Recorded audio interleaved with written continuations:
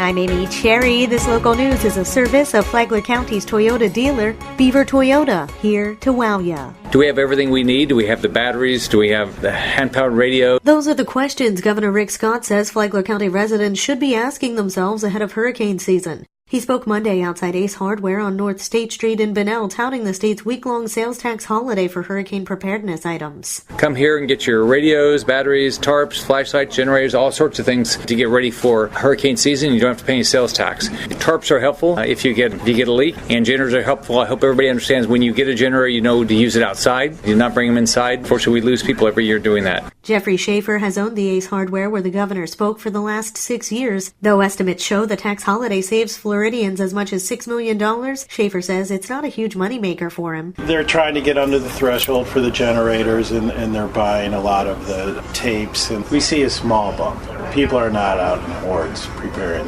They prepare for the hurricane when they see the eye rolling through the Gulf of Mexico or the Atlantic. The tax-free holiday runs through Thursday. This portion of WNZF Local News, a service of the Daytona Beach International Airport. Fly to the Big Apple in a New York minute on JetBlue from the Daytona Beach International Airport. They're calling it a sick building. Dozens of county workers continue to complain of feeling ill from working inside the Sheriff's Office Operations Center. Recent air quality testing showed small amounts of mold in a detective's office and an IT office. Sheriff Rick Staley is urging county officials to find out what, if anything, is contaminating the building that's stationed at the site of the former Memorial Hospital Flagler campus.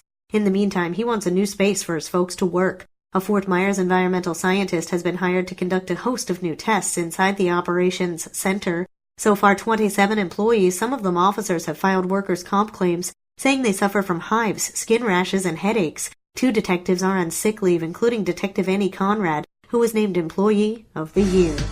Old Dixie Highway developed a sinkhole in the roadway about a quarter-mile east of US 1 late Monday afternoon. The Flagler County Sheriff's Office tells WNZF that traffic is being detoured around the apparent washout through St. Mary's Catholic Church's parking lot. Motorists may want to use I-95 as an alternate route, as it will likely take a few days to complete repairs to Old Dixie Highway.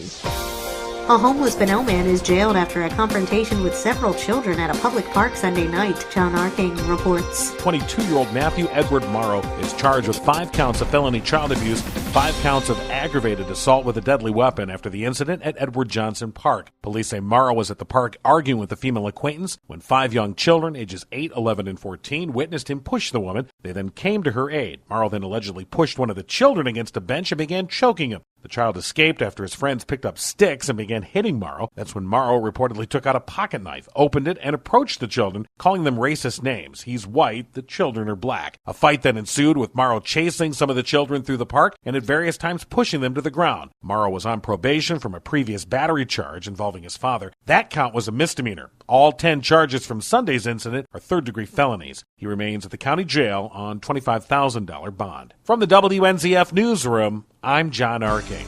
A driver heading through Palm Coast ended up taking a taxi trip instead. Rich Petchke has the story. The Flagler County Sheriff's Department has a vehicle that is half painted as a patrol car and half painted as a taxi, which is used for both education and enforcement. On Saturday, a deputy was behind the wheel of that vehicle when they spotted Thomas Weddle speeding on Seminole Woods Boulevard. Weddle initially would not stop for the deputy, but he did eventually pull over in a wooded lot near Underwood Trail. At least one open alcohol container was found in Weddle's vehicle, along with marijuana and antidepressant medication. Weddle was taken by the Combo Patrol Car Taxi to the Green Roof Inn, also known as the Flagler County Jail. Bond was set at $4,000. From the WNZF Newsroom, I'm Rich Petchke. And now you're up to date on Flagler's Morning News. I'm Amy Cherry.